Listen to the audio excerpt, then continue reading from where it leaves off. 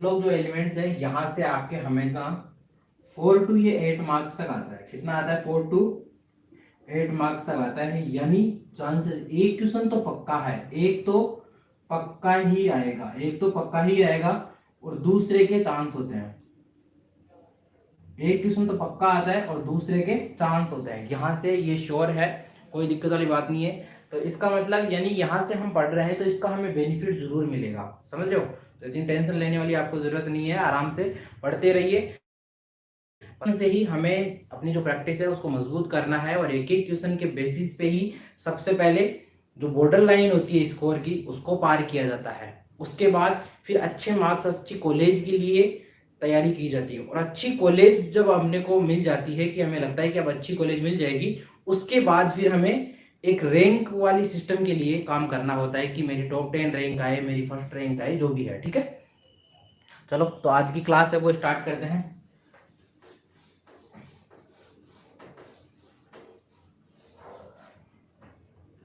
First question है, first question आपके jet 2018 में पूछा गया।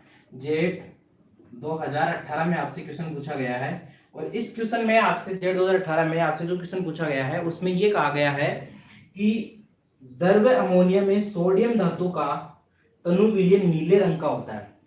लिक्विड जो अमोनिया होता है उसमें सोडियम मेटल्स को अगर हम मिक्स करते हैं तो उसका जो सॉल्यूशन होता है वो कैसे कलर का होता है? ब्लू कलर का होता है। कैसा होता है? ब्लू कलर का होता है। क्वेश्चन में ये पूछा गया है कि ये ब्लू कलर किसके कारण आया है। क्वेश्चन में ये पूछा गया है कि ये ब्लू कलर है ये किसके कारण आया है। ठीक है, तो देखिए चार ऑप्शन आपके पास जो है वो आपके पास मैं बता देता हूँ कौन कौन से हैं। फर्स्ट ऑप्शन है आपके पास NaNH2 का फॉर्मेशन हुआ है इस वजह से। सेकंड ऑप्शन है आपके पास अमोनिकर्त इलेक्ट्रॉन की वजह से। अमोनिकर्त इलेक्ट्रॉन की वजह से, इलेक्ट्रॉन की वजह से। ठीक है, थर्ड ऑप्शन आपके पास सोडियम आयन बनने की वजह से, Na+ आयन की वजह से। और फोर्थ ऑप्शन है आपके पास सोडियम हाइड्राइड NaH बनने की वजह से। ये आपके पास चार ऑप्शंस हैं। अमोनिकर्त इलेक्ट्रॉन, द्रव्य अमोनिया में जो लिक्विड अमोनिया है उसमें सोडियम मेटल को ऐड करने पे ब्लू कलर का एक सॉल्यूशन बनता है। ब्लू कलर का एक सॉल्यूशन बनता है। वो ब्लू कलर का सॉल्यूशन किसकी वजह से बना है ये क्वेश्चन में पूछा गया है। और एक इंटरेस्टिंग फैक्ट आपको बताता हूं, ये क्वेश्चन जेट के एग्जाम में एक बार नहीं, बिल्कुल जगदीश, सॉरी अंशुमन, बिल्कुल सेकंड ऑप्शन इसका राइट आंसर होगा। और देखिए ये क्वेश्चन इतना इंपॉर्टेंट है, पिछले 2 मिनट से मैं इस क्वेश्चन को इसलिए डिस्कस कर रहा हूं कि ये क्वेश्चन इतना इंपॉर्टेंट है कि आपके जेट के एग्जाम में ये एक बार नहीं बल्कि 4 बार आ चुका अभी तक। कितने टाइम्स आ चुका? 4 टाइम्स ये आपके जेट के एग्जाम में आ चुका है। 4 टाइम्स ये आपके जेट के एग्जाम में आ चुका है। बस क्वेश्चन का आंसर एक ही होता है, अमोनिएटेड इलेक्ट्रॉन। क्या होता है? अमोनिकर्त इलेक्ट्रॉन। यहीं से इस अमोनिया के इर्द गिर्द से जो ये ब्लू कलर का सॉल्यूशन है इसके इर्द गिर्द से जेट के एग्जाम में 4 बार क्वेश्चन आ चुका है, आईसीआर में 2 बार आ चुका है और नीट में भी एक बार यहां से क्वेश्चन आ चुका है। यानी ये कहूं तो बिल्कुल एस ब्लॉक का बिल्कुल एक हिट और हॉट क्वेश्चन है। यहां से ये क्वेश्चन एग्जाम में फिक्स आएगा। अगर आप किसी 2-3 एग्जाम्स की प्रिपरेशन कर रहे हो एक साथ में, जैसे मैक्सिमम बच्चे जेट, आईसीआर, बीएचयू तीनों देते हैं, किसी स्टेट लेवल का पेपर और दे रहे हो, तो तीनों चारों में से किसी ना किसी एक एग्जाम में तो ये क्वेश्चन आएगा ही आएगा। नोट करके लिख लेना। बता देता हूं अभी 2021 में ये क्वेश्चन आएगा, मतलब आएगा, श्योर आएगा। यहां से यही क्वेश्चन आएगा सेम टू सेम और आंसर यही होगा। बस ये जरूर हो सकता है कि ऑप्शन फर्स्ट का, सेकंड का थर्ड हो जाए या फोर्थ हो जाए या फर्स्ट हो जाए, लेकिन आंसर यही होगा, अमोनिकर्त इलेक्ट्रॉन की वजह से। क्वेश्चन क्या था? लिक्विड अमोनिया में सोडियम मेटल ऐड करने से ब्लू कलर का सॉल्यूशन बन जाता है। क्या हो जाता है? ब्लू कलर का सॉल्यूशन बन जाता है। वो ब्लू कलर का सॉल्यूशन किसकी वजह से आता है? अमोनिकर्त इलेक्ट्रोड की वजह से। अमोनिकर्त इलेक्ट्रॉन की वजह से ब्लू कलर का सॉल्यूशन किसकी वजह से आता है? अमोनिकर्त इलेक्ट्रॉन की वजह से। ठीक है, नेक्स्ट क्वेश्चन की बात करते हैं। ये देखिए अभी थोड़ी देर पहले ही बात कर रहा था कि 4 बार जेट में आया है और नेक्स्ट क्वेश्चन भी यही है। मैंने देखा ही नहीं, नेक्स्ट क्वेश्चन भी आपको जो बताना था वो यही क्वेश्चन था और उसका आंसर भी सेम यही होना है। बस ऑप्शन चेंज थे लेकिन आंसर तो यही है। तो उस क्वेश्चन को भी स्किप करते हैं, आगे की तरफ बढ़ते हैं।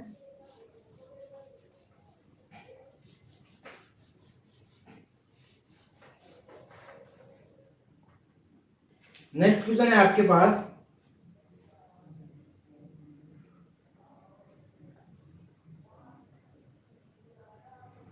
जल के प्रति क्रियाशीलता आपसे पूछी गई है। जल के प्रति क्रियाशीलता पूछी गई है, यानी किसी आपसे मेटल की रिएक्शन करवा रहा है और उसमें ये कहा गया है कि ये जो मेटल्स हैं ये वाटर से रिएक्ट करते हैं, तो जो इनकी स्पीड होती है, क्रियाशीलता जो रिएक्टिविटी होती है वो सबसे ज्यादा किसकी होती है और सबसे कम किसकी होती है, ऑर्डर पूछा गया है।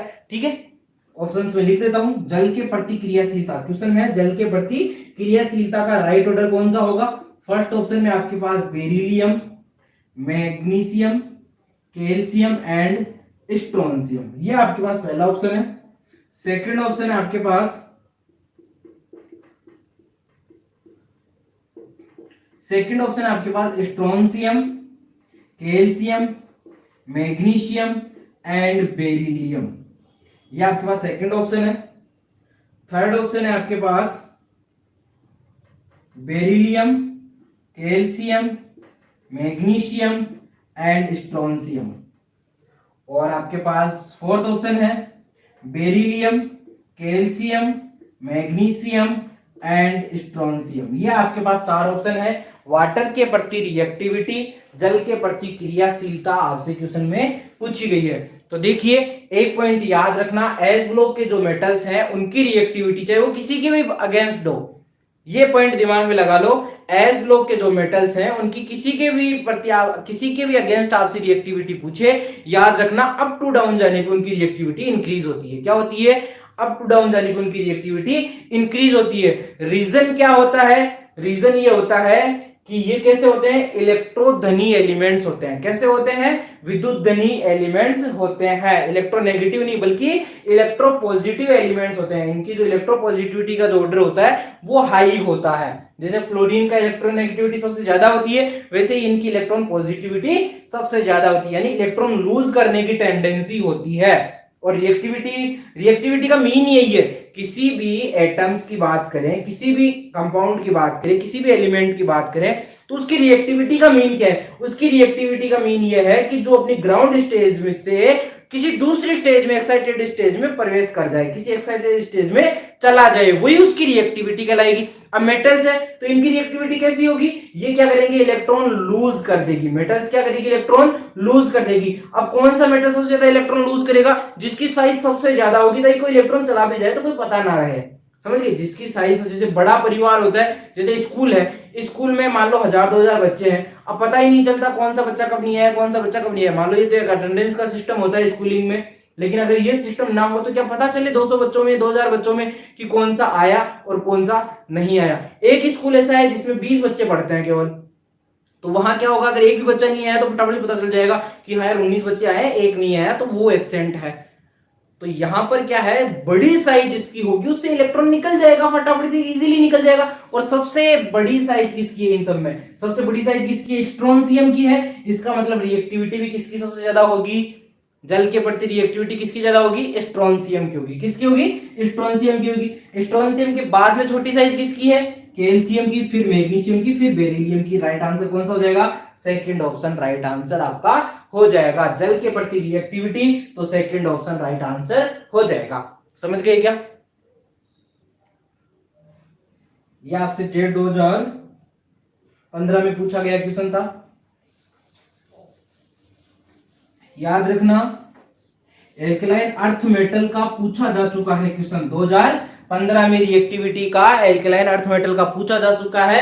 तो इस बार 2021 में कौन सा क्वेश्चन बन सकता है, अगर एस ब्लॉक से कोई नया क्वेश्चन बने तो कौन सा बन सकता है, आपका क्वेश्चन बन सकता है एल्कलाइन मेटल से, सारी धातुओं की रिएक्टिविटी से क्वेश्चन बन सकता है, सारी धातुओं की रिएक्टिविटी से। गुड इवनिंग, बिल्कुल गुड इवनिंग जितेंद्र जी, गुड इवनिंग।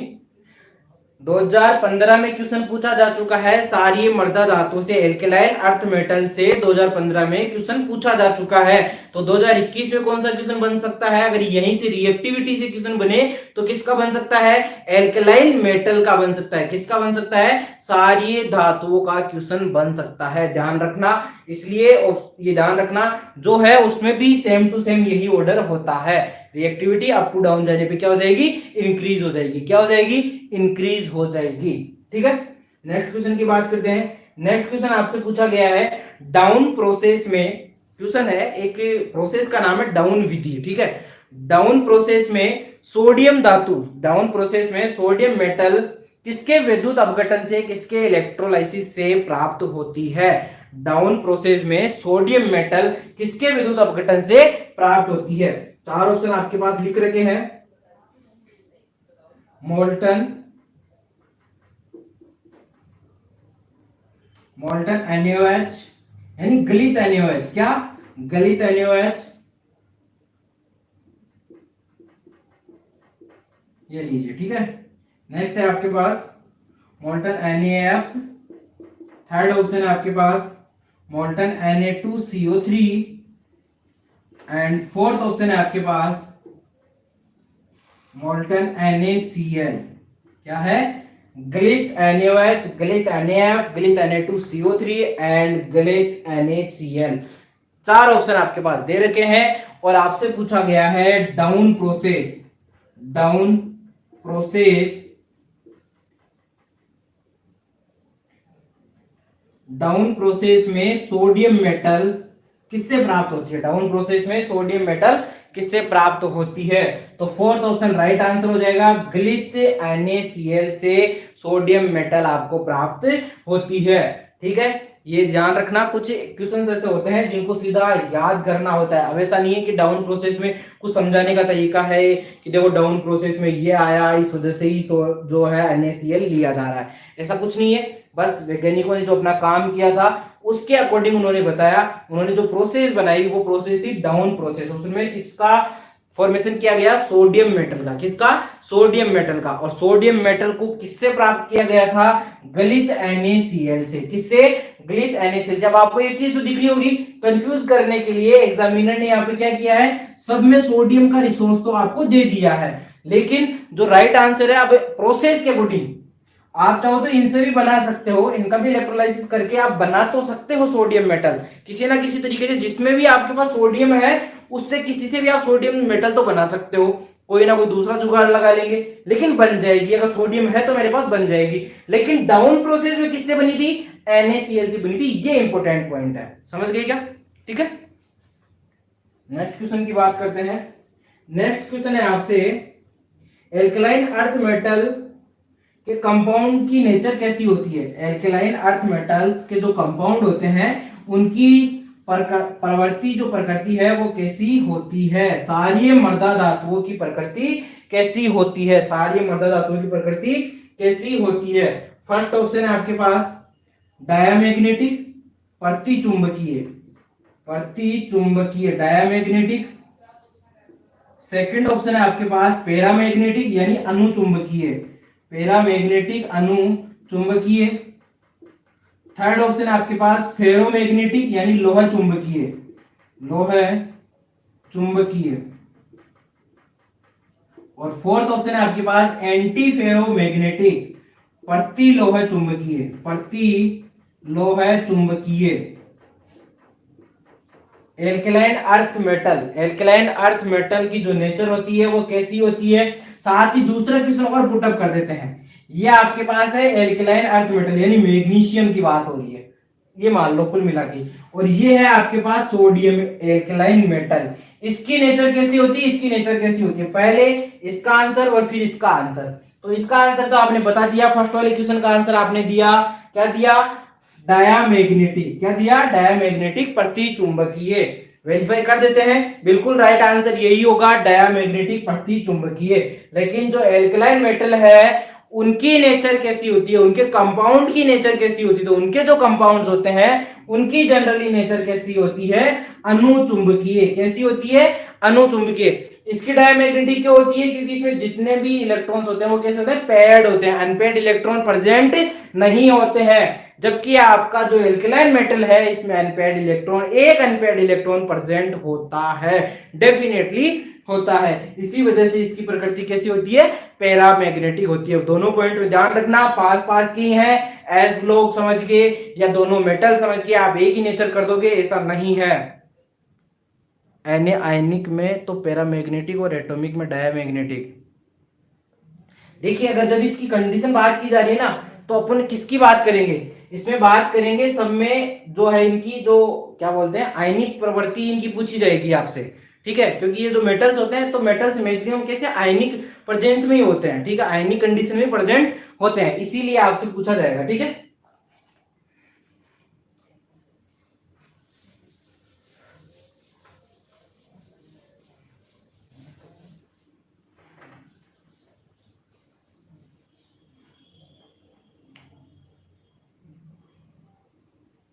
नेक्स्ट क्वेश्चन है, नेक्स्ट क्वेश्चन आपसे पूछा गया है मर्त तापित प्लास्टर, मर्त तापित प्लास्टर, ये लिखा हुआ है इसमें, मर्त तापित प्लास्टर का फॉर्मूला क्या होता है। मर्त तापित प्लास्टर, मर्त तापित प्लास्टर, मर्त तापित प्लास्टर का फॉर्मूला क्या होता है। ऑप्शन में आपके सामने लिख देता हूं। फर्स्ट ऑप्शन है आपके पास CaSO4.2H2O, सेकेंड ऑप्शन है CaSO4.12H2O, थर्ड ऑप्शन है CaSO4 और फोर्थ ऑप्शन है आपके पास MgSO4.2H2O।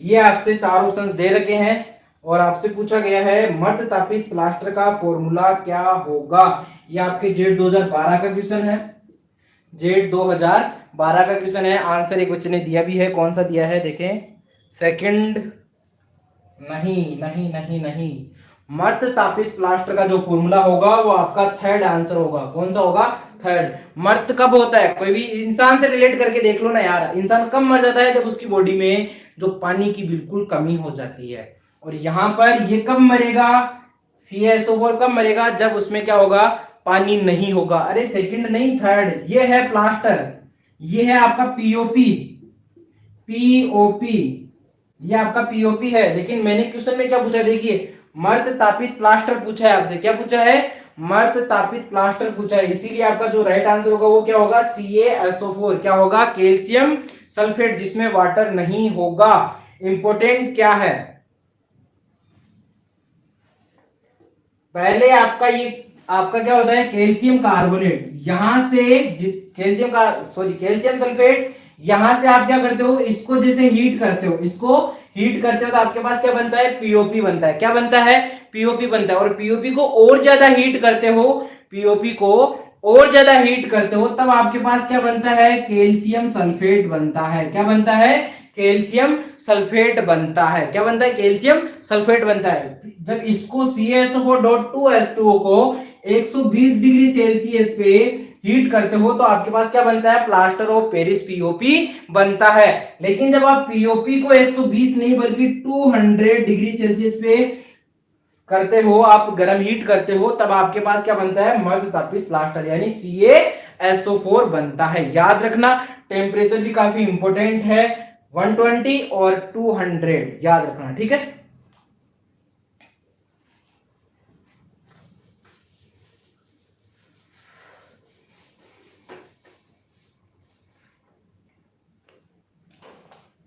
नेक्स्ट क्वेश्चन है आपसे, नेक्स्ट क्वेश्चन पूछा गया है सोडियम की रिएक्टिविटी, सोडियम की रिएक्टिविटी लिथियम से ज्यादा क्यों होती है। क्वेश्चन है, रिएक्टिविटी का जो ऑर्डर है उन्होंने पहले से कहा है कि सोडियम की जो रिएक्टिविटी है वो लिथियम से ज्यादा होती है, क्रियाशीलता, ठीक है, क्रियाशीलता रिएक्टिविटी सोडियम की लिथियम से ज्यादा होती है। रीजन क्या है, रीजन क्या है, चार ऑप्शन उन्होंने दिए हैं और चार ऑप्शन है। फर्स्ट ऑप्शन तो ये है कि सोडियम, अब जो चार ऑप्शन होंगे वो किसके बारे में होंगे, सोडियम के बारे में होंगे। किसके बारे में, सोडियम के बारे में। तो फर्स्ट में आपसे कहा गया है कि सोडियम आपका क्या है, एक मेटल है। क्या है, मेटल है। सोडियम एक क्या है, धातु है। सेकंड ऑप्शन है आपके पास धन विद्युतीय यानी मोर इलेक्ट्रोपॉजिटिव एलिमेंट है, धन विद्युतीय, धन विद्युतीय है, मोर इलेक्ट्रोपॉजिटिव एलिमेंट है। सेकंड ऑप्शन आपके पास ये हो गया। थर्ड ऑप्शन है आपके पास अधिक विद्युत चुंबकीय है, मोर इलेक्ट्रोमैग्नेटिक है, अधिक विद्युत चुंबकीय है, मोर इलेक्ट्रोमैग्नेटिक है। और फोर्थ ऑप्शन है आपके पास एटॉमिक मास, एटॉमिक मास ज्यादा है, एटॉमिक मास ज्यादा है। सोडियम के बारे में 4 ऑप्शन दिए गए हैं आपको कि सोडियम की रिएक्टिविटी लिथियम की तुलना में ज्यादा क्यों होती है। ये क्वेश्चन में पहले से मेंशन कर दिया गया कि सोडियम की रिएक्टिविटी लिथियम से ज्यादा होती है। एमडी खुर्शीद सेकंड आंसर, बिल्कुल सेकंड आंसर राइट आंसर होगा, बिल्कुल सेकंड आंसर ही आपका राइट आंसर होगा। धन विद्युती यानी मोर इलेक्ट्रोपॉजिटिव एलिमेंट होता है सोडियम। अभी थोड़ी देर पहले जब मैं आपको वाटर के प्रति रिएक्टिविटी बता रहा था तब मैंने बताया था एस ब्लॉक का जो सेकंड ग्रुप है एल्कलाइन अर्थ मेटल, उनके लिए मैंने आपको बताया था कि उनकी रिएक्टिविटी अप टू डाउन जाने पे इंक्रीज होती है। और रीजन क्या होता है, इलेक्ट्रोपॉजिटिविटी उनकी ज्यादा होती है। यानी विद्युत धनीय एलिमेंट्स होते हैं, जो भी मेटल्स होती है वो कैसी होती है, विद्युत धनीय एलिमेंट्स होती है। इस वजह से उनकी रिएक्टिविटी क्या होती है, ज्यादा होती है। अप टू डाउन जाने पे विद्युत धनात्मकता उनकी बढ़ती है। जैसे विद्युत ऋणात्मकता electronegativity up to down जाने पे डिक्रीज होती है, वैसे ही इलेक्ट्रोपॉजिटिविटी इंक्रीज होती है, विद्युत धनात्मकता इंक्रीज होती है। इंक्रीज होने की वजह से जो लिथियम है, लिथियम के जस्ट बाद कौन सा आता है, सोडियम। तो रिएक्टिविटी ज्यादा किसकी होगी, सोडियम की होगी। लिथियम से रिएक्टिविटी ज्यादा किसकी होगी, सोडियम की होगी। समझ आया क्या ये क्वेश्चन। तो आंसर आपका कौन सा हो जाएगा, सेकंड ऑप्शन हो जाएगा। देखिए फर्स्ट ऑप्शन की बात करें मेटल, तो मेटल तो सोडियम भी है और लिथियम भी, इसका कोई मोल नहीं है, ठीक है।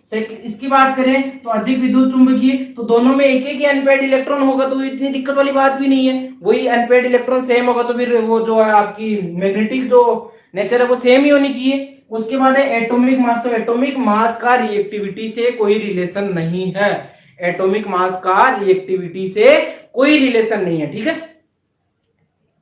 नेक्स्ट क्वेश्चन की बात करते हैं।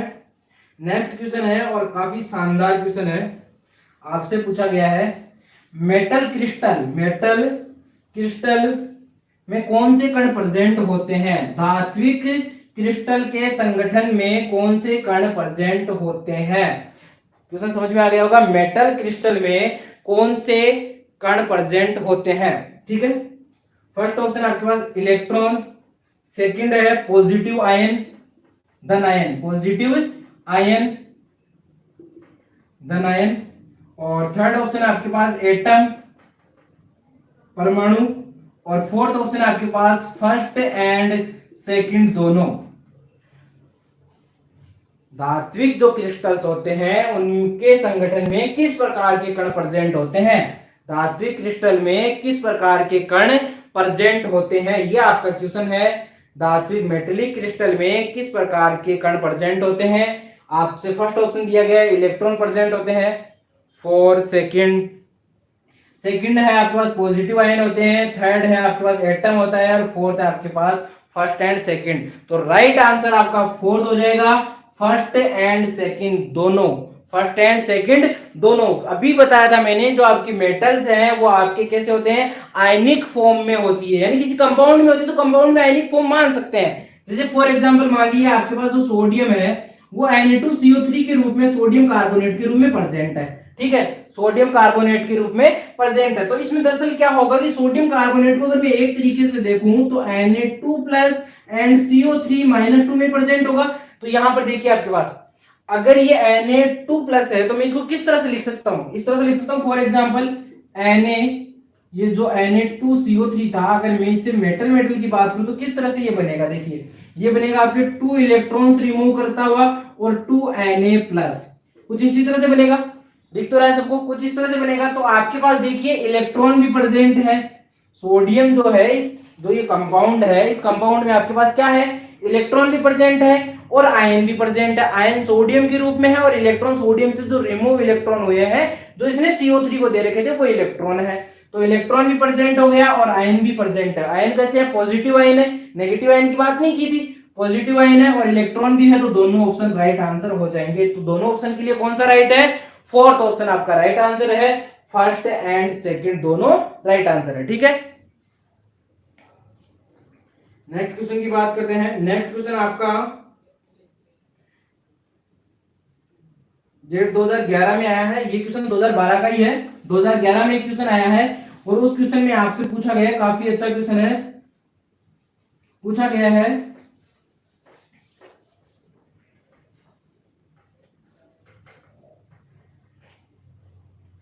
अर्थ क्रस्ट पर सबसे प्रचुर मात्रा में पाया जाने वाला मेटल कौन सा है? अर्थ क्रस्ट पर पृथ्वी की भूप्रपट्टी पर सबसे ज्यादा मात्रा में पाया जाने वाला मेटल कौन सा है? अर्थ क्रस्ट पर सबसे ज्यादा पाए जाने वाला मेटल कौन सा है? 4 एग्जाम ऑप्शन है आपके सामने, sodium, calcium, aluminium and ferrous. 4 examples हैं, फटाफट से आंसर बता दीजिए। अर्थ क्रस्ट पे, ऑप्शन सुन लेना, अच्छे से सुन लेना क्वेश्चन। अर्थ क्रस्ट पे सबसे ज्यादा पाए जाने वाला मेटल कौन सा है? 4 ऑप्शन है, ऑप्शन के अकॉर्डिंग आपको आंसर देना है, बता दीजिए फटाफट से।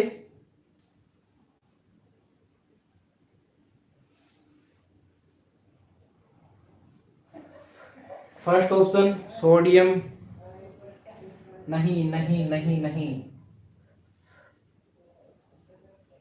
देखिए एक ऑर्डर बताता हूं आपको, मैं आज एक ऑर्डर बताता हूं अर्थ क्रस्ट के लिए, वो आपको याद रखना है, लेकिन पॉइंट ध्यान रखना, या तो इंग्लिश में ये लिखा होना चाहिए अर्थ क्रस्ट, ठीक है, एल्यूमिनियम। देखते हैं अभी आपके, या तो ये लिखा होना चाहिए इंग्लिश में अर्थ क्रस्ट, या हिंदी में लिखा होना चाहिए भूपरपट्टी। क्या लिखा होना चाहिए? भूपरपट्टी। पॉइंट ध्यान रखना। अब एक ऑर्डर लिखाता हूं उसके लिए। सबसे ज्यादा आपके पास पाया जाता है क्या? ऑक्सीजन। क्या पाया जाता है? ऑक्सीजन। यहाँ पर पहली बात तो ऑक्सीजन ऑप्शन में नहीं है, दूसरी बात ऑक्सीजन मेटल भी नहीं होता, तो ऑक्सीजन यहाँ इस पॉइंट से तो कोई लेना देना नहीं है। लेकिन मैं पूरी भूपरपट्टी की बात कर रहा हूँ, पूरी अर्थ क्रस्ट की बात कर रहा हूँ। और देखिए आपको ये याद रखना होगा कि ऑक्सीजन ज्यादा होता है कि सिलिकॉन ज्यादा होता है? ऑक्सीजन ज्यादा होता है या सिलिकॉन ज्यादा होता है? तो इसका देखो एक सिंपल सा फॉर्मूला है। पृथ्वी क्या होती है? मिट्टी, और मिट्टी को क्या बोलते हैं? सिलिका बोलते हैं। सिलिका का फॉर्मूला क्या होता है? SiO2। क्या? SiO2। तो देखिए यहाँ पर सिलिकॉन तो एक है और ऑक्सीजन कितने हैं? 2। सिलिकॉन कितने हैं? 1 और ऑक्सीजन कितने हैं? 2। तो अनुपात कैसा होगा? 1:2, यानी 2 गुना ऑक्सीजन होगी, 1 गुना सिलिकॉन होगी। तो ऑक्सीजन और सिलिकॉन में लोग कंफ्यूज रहते हैं, इसलिए ऑक्सीजन ज्यादा हो जाएगा और उसके बाद सिलिकॉन उसके बाद कम हो जाएगा, सेकंड नंबर आ जाएगा। इसके बाद नेक्स्ट देखिए, इसके बाद जो नेक्स्ट है आपके पास एल्यूमिनियम आ जाता है। एल्यूमिनियम के बाद आपके पास फेरस आ जाता है। फेरस के बाद आपके पास मैग्नीशियम, फिर आपके पास कैल्शियम, कैल्शियम के बाद आपके पास पोटेशियम, और पोटेशियम के बाद में आपको क्या आ जाएगा? सोडियम। इस तरह से ये जो सारे के सारे हैं, इनकी जो अर्थ क्रस्ट पे पाए जाने की जो प्रायोरिटी है वो ये होती है। सबसे ज्यादा मात्रा में कौन प्रेजेंट होता है? ऑक्सीजन, फिर सिलिकॉन, फिर एल्यूमिनियम, फिर आयरन, फिर मैग्नीशियम, फिर कैल्शियम, फिर पोटेशियम और फिर सोडियम। समझ गए क्या? अब देखो इसमें सबसे इंटरेस्टिंग फैक्ट क्या है, यहां से 2-3 टाइप के क्वेश्चंस पूछे जा सकते हैं। सबसे ज्यादा पाए जाने वाला एलिमेंट कौन सा है अर्थ क्रस्ट पे? तो आंसर क्या हो जाएगा? ऑक्सीजन, ठीक है। और उसके बाद पूछा जाए सबसे ज्यादा मेटल कौन सा होता है, तो फिर आपका हो जाएगा एल्यूमिनियम। पी ब्लॉक का मेटल तो भी एल्यूमिनियम, डी ब्लॉक का मेटल तो फेरस, एस ब्लॉक का मेटल तो मैग्नीशियम। समझ गए क्या? फर्स्ट ग्रुप का मेटल तो पोटेशियम। पॉइंट ध्यान रखो, इजी से, यानी ये जो ऑर्डर है ये ऑर्डर पूरा का पूरा याद होना चाहिए। सबसे ज्यादा ऑक्सीजन, फिर सिलिकॉन, फिर एल्यूमिनियम, फिर फेरस, फिर मैग्नीशियम, फिर कैल्शियम, फिर पोटेशियम, और सबसे लास्ट में क्या हो गया आपका? सोडियम। ये आपको एग्जैक्टली ऐसा का ऐसा याद होना चाहिए। अब बता देता हूं, ये 2% होता है समथिंग, ये भी 2% होता है। आपका जो कैल्शियम है ये 4% होता है, मैग्नीशियम भी आपका समथिंग 4% के आसपास ही पाया जाता है, फेरस आपका 5% होता है, एल्यूमिनियम आपका 8% तक होता है, पूरे 100 में से परसेंटेज बताए जा रहे हैं आपको। सिलिकॉन है वो आपका 28% होता है, और जो आपका ऑक्सीजन है ये 47% के समथिंग होता है। देखिए पॉइंटों में कुछ और भी होता है, जैसे 46.6 ही होता है, ये 8.1 होता है, लेकिन मैंने एग्जैक्टली डाटा नहीं, बल्कि आपको एक सिंपल से डाटा दिया था कि आपको इससे आइडिया हो जाएगी कितना परसेंट ये होता है, बस समझ गए क्या? Oxygen 47, silicon 28, aluminium 8%, ferrous 5%, magnesium 4%, calcium 4%, potassium 2% and sodium 2%। अब इस क्वेश्चन की बात करें तो इस क्वेश्चन में सबसे ज्यादा कौन सा है? सोडियम, कैल्शियम, एल्यूमिनियम और फेरस चारों ही है। सबसे पहले कौन सा आ रहा है? एल्यूमिनियम। कितना परसेंट? 8% के साथ एल्यूमिनियम सबसे ज्यादा आगे निकल जाएगा। समझ गए क्या? तो आंसर क्या हो जाएगा? एल्यूमिनियम इस क्वेश्चन का राइट आंसर हो जाएगा, ठीक है।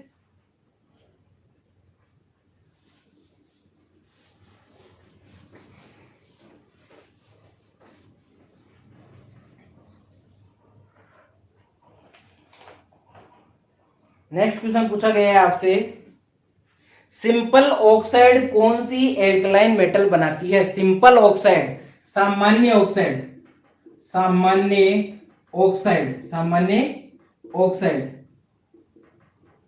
सामान्य ऑक्साइड का मतलब है यहां पर, सिंपल ऑक्साइड का मतलब है M2O। अगर मेटल से पूछा गया है, क्या एल्कलाइन मेटल से पूछा गया है तो M2O की बात कर रहा है, और एल्कलाइन अर्थ मेटल से अगर पूछा जाए तो किसकी बात कर रहा है? MO की बात कर रहा है। समझ गए क्या? MO की बात कर रहा है। ठीक है, यहां पर M की जगह क्या आ जाएगा? एल्कलाइन अर्थ मेटल आ जाएगा, और यहां पर क्या आ जाएगा? एल्कलाइन मेटल आ जाएगा। सारी धातु एंड सारी मृदा धातु। चारों ऑप्शन में लिख देता हूं। चारों ऑप्शन से आपके पास lithium, sodium, potassium and rubidium. फटाफट से बता दीजिए राइट आंसर कौन सा होगा। सिंपल ऑक्साइड कौन सी मेटल बनाती है? सिंपल ऑक्साइड कौन सी मेटल बनाती है? सेकंड ऑप्शन, सेकंड सोडियम ओ। अभी देखते हैं, लिथियम। बिल्कुल जी, राइट आंसर जो है आपका लिथियम होगा। यहां पे एक जुगाड़ बताता हूं मैं आप लोगों को, एक सिंपल सा जुगाड़ बताता हूं, याद करने का तरीका क्या है। ठीक है, आज के बाद अगर कभी भूल जाओ ना इसके बारे में तो मुझे बता देना, गारंटी मेरी है। देखिए जुगाड़ क्या है? जुगाड़ ये है कि आपको ये तो पता है कि अप टू डाउन जाने पे साइज क्या होती है? इंक्रीज होती है। अप टू डाउन जाने पे साइज क्या होती है? इंक्रीज होती है। और एक चीज ध्यान रखना, जो जोड़ा है ना, जोड़ा हमेशा अगर आप इसका जोड़ा बनाना चाहते हो, जोड़ा अच्छा नहीं बनेगा। एक छोटा सा है, एक बहुत बड़ा है, और मैं अगर इन दोनों का जोड़ा बनाना चाहूं ना, इन दोनों का, तो बिल्कुल अच्छा वाला एक परफेक्ट जोड़ा बनेगा। समझ गए क्या? एक परफेक्ट वाला जोड़ा बनेगा। मैं कहाँ इंडिकेट कर रहा हूं, आप लोगों को समझ में आ रहा होगा। ठीक है, तो बात यही है कि परफेक्ट इंसान के साथ परफेक्ट, अमीर लोगों के साथ अमीर लोग बैठते हैं, गरीबों के साथ गरीब बैठते हैं, मीडियम के साथ मीडियम बैठते हैं। समझ रहे हो आप क्या कहना चाह रहा हूं? आज मेरे पास, मेरा लेवल अभी तक बिल्कुल एक मीडियम टाइप है, इसलिए बोर्ड पे इस तरह से लाइव पढ़ा रहा हूँ। ठीक है, जिस दिन थोड़ा सा स्टैंडर्ड लेवल हो जाएगा, ये बोर्ड डिजिटल बोर्ड में कन्वर्ट हो जाएगा, और इसकी जगह मेरे पास राइटिंग पैड होगा, सीधा यहाँ लिखूंगा इस तरह से यहाँ, और आपके सामने बोर्ड पे छपता जाएगा। तो यहाँ पर भी वही पॉइंट है, ऑक्सीजन है उसकी जो साइज है, वो सोडियम के लगभग इक्वल होती है। आपने देखा होगा, अगर मैं बात करूं तो Na+ और O-2 की जो साइज होती है वो लगभग इक्वल होती है, लेकिन आइसो इलेक्ट्रॉनिक स्पीशीज की वजह से साइज ऑक्सीजन का ज्यादा माना जाता है, वो बात एक अलग है, लेकिन लगभग क्या होता है? दोनों का इक्वल होता है। इसका मतलब बराबर से बराबर वाले की टक्कर होगी। यहाँ पर क्या होगा? बराबर से बराबर वाले की टक्कर होगी। तो यहां पर क्या होगा? सोडियम अगर 2 आएगा, सोडियम अगर 2 आएगा तो ऑक्सीजन भी 2 आएगा। तो यहां तो क्या बनेगा? सोडियम का तो Na2O2। एक बच्चे ने आंसर दिया था Na2O2, तो यहां पर तो देखिए सोडियम के साथ तो Na2O2 बनता है। क्या बनता है? Na2O2 बनता है, जिसको क्या बोलते हैं? पेरोक्साइड। क्या बोलते हैं? पेरोक्साइड। याद रखना, ऑक्सीजन जब -2 में होता है तब इसको बोलते हैं ऑक्साइड, ऑक्सीजन जब -1 में होता है तब इसको बोला जाता है पेरोक्साइड, और ऑक्सीजन -1/2 में होता है तब बोला जाता है क्या? Super oxide. क्या होता है? Super oxide. तो देखिए यहां पर क्या बन रहा है? पेरोक्साइड। क्वेश्चन में क्या पूछा गया है? सिंपल ऑक्साइड, तो ये तो गलत हो गया। ठीक है, उसके बाद देखिए लिथियम छोटा है, ऑक्सीजन बड़ा है, तो एक ऑक्सीजन को संभालने के लिए बताओ एक लिथियम की जरूरत होगी या एक से ज्यादा या एक से कम? एक इतने बड़े ऑक्सीजन को संभालने के लिए एक से ज्यादा लिथियम की जरूरत होगी। इसका मतलब यहां क्या बनेगा? Li2O, यानी एक ऑक्सीजन को संभालने के लिए 2 लिथियम की जरूरत पड़ेगी। कितने लिथियम की? 2 लिथियम की जरूरत पड़ेगी एक ऑक्सीजन को संभालने के लिए। तो यहां पर देखिए कैसा ऑक्साइड बन रहा है? Simple oxide. कैसा बन रहा है? सिंपल ऑक्साइड, फर्स्ट से ज्यादा। देखिए, और इसमें देखिए थर्ड और जो फोर्थ ऑप्शन है, यहां पर क्या होगा? ऑक्सीजन की जो साइज है और पोटेशियम की साइज है, पोटेशियम की साइज ज्यादा होगी, तो एक पोटेशियम को संभालने के लिए एक से ज्यादा ऑक्सीजन को लाना पड़ेगा। क्या करना पड़ेगा? एक से ज्यादा ऑक्सीजन को लाना पड़ेगा, क्योंकि साइज तो बराबर करनी पड़ेगी ना, जोड़ा तो मेल मिलाना पड़ेगा। तो पोटेशियम और जो रुबिडियम है वो कैसे बनाएंगे? KO2 RbO2। ये नॉर्मल बात हो रही है। कैसी बात हो रही है? नॉर्मल बात हो रही है। अगर आप कोई दूसरी कंडीशंस वगैरह लगाओगे, कुछ टेम्परेचर प्रेशर की कैसी कंडीशंस लगाओगे, तो वहां पर सारी चीजें पॉसिबल है। आज के जमाने में सब चीज पॉसिबल है, कुछ भी नहीं। आज के जमाने में इतनी बड़ी टेक्निक आ गई कि मरे हुए इंसान को जिंदा किया जा सकता है। तो ये तो क्या चीज है, क्या सोडियम के साथ सामान्य ऑक्साइड नहीं बन सकता? बन सकता है, लेकिन जब क्वेश्चन पूछा जाएगा आपसे तो वो नॉर्मल कंडीशन में पूछा जाएगा। कोई कंडीशन इसने मेंशन नहीं की है क्वेश्चन में पूछा गया है सिंपल ऑक्साइड कौन सा एल्कलाइन मेटल बनाएगा, तो कौन सा बनाएगा? लिथियम बनाएगा, क्योंकि लिथियम का आकार छोटा, ऑक्सीजन का बड़ा, तो एक ऑक्सीजन को संभाल लेंगे कितने लिथियम? 2 लिथियम, और 2 लिथियम लाते ही क्या बन जाएगा? Li2O, और आंसर यही तो होता है। फर्स्ट ऑप्शन आपका राइट आंसर हो जाएगा। समझ गए क्या किस तरह से क्वेश्चन को किया है इसको? ठीक है, नेक्स्ट क्वेश्चन की बात करते हैं। देखिए कॉन्सेप्ट को ना यहीं से क्लियर करते चलिए। ठीक है, अब देखिए ये एक क्वेश्चन था, ठीक है, इस एक क्वेश्चन में आपके 3-4 कॉन्सेप्ट क्लियर हो गए। पहला ये कि अब की बार आपसे ये पूछा जाए कि सामान्य ऑक्साइड की बजाय पेरोक्साइड पूछ ले तो सोडियम बनेगा, केवल सोडियम। सुपर ऑक्साइड पूछ ले तो पोटेशियम, रुबिडियम, सीजियम कोई भी बना सकता है। समझ गए क्या? इस तरह से आपके क्वेश्चन आ सकते हैं एग्जाम में।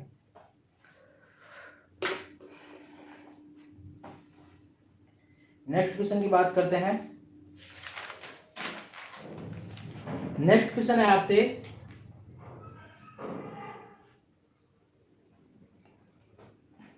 देखिए इतना इजी क्वेश्चन आज दिन तो शायद किसी एग्जाम में नहीं आया होगा। और क्वेश्चन में देखिए क्या पूछा गया है।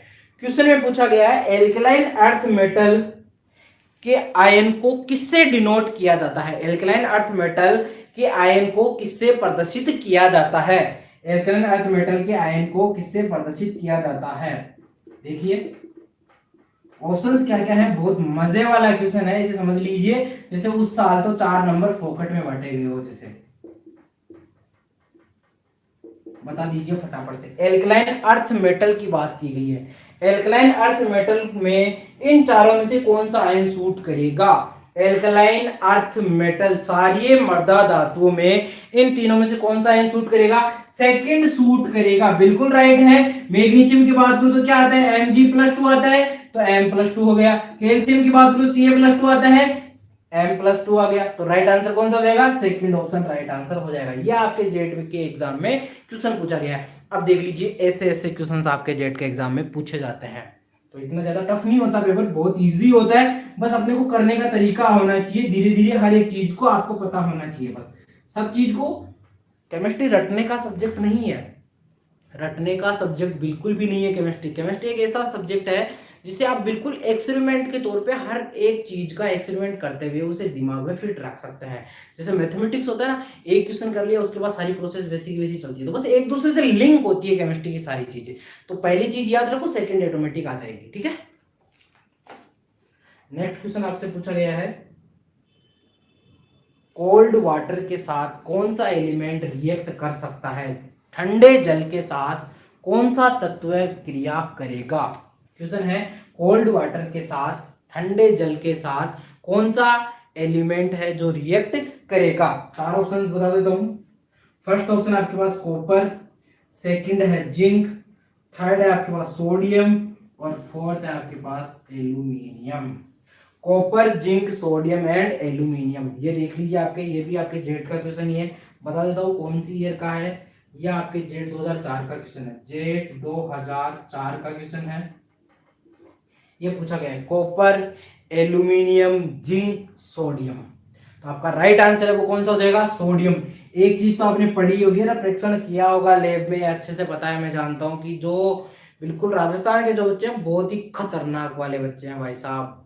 जब तक उनको कुछ ऐसे समझ में ना आए ना, तब तक तो ये लो टीचर की ये कर देंगे, वो कर देंगे, स्कूल को ऐसा कर देंगे, वैसा कर देंगे। ऐसा करने में मतलब जो बोलते हैं बिल्कुल देसी पढ़ा है वो राजस्थान में बिल्कुल तगड़ा वाला है।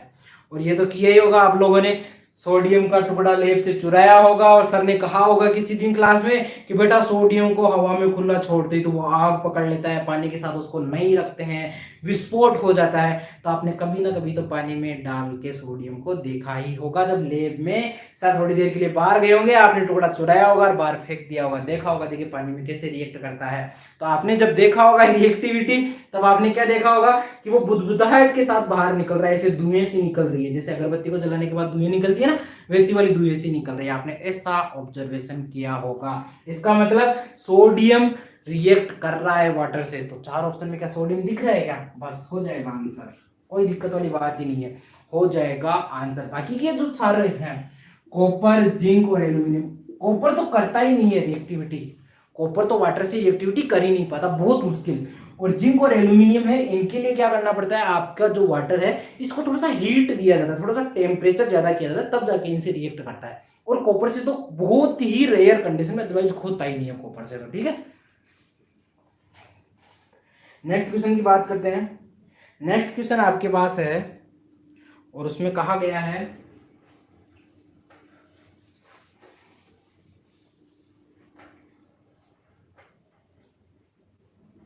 एक क्वेश्चन आप ही सुन लो।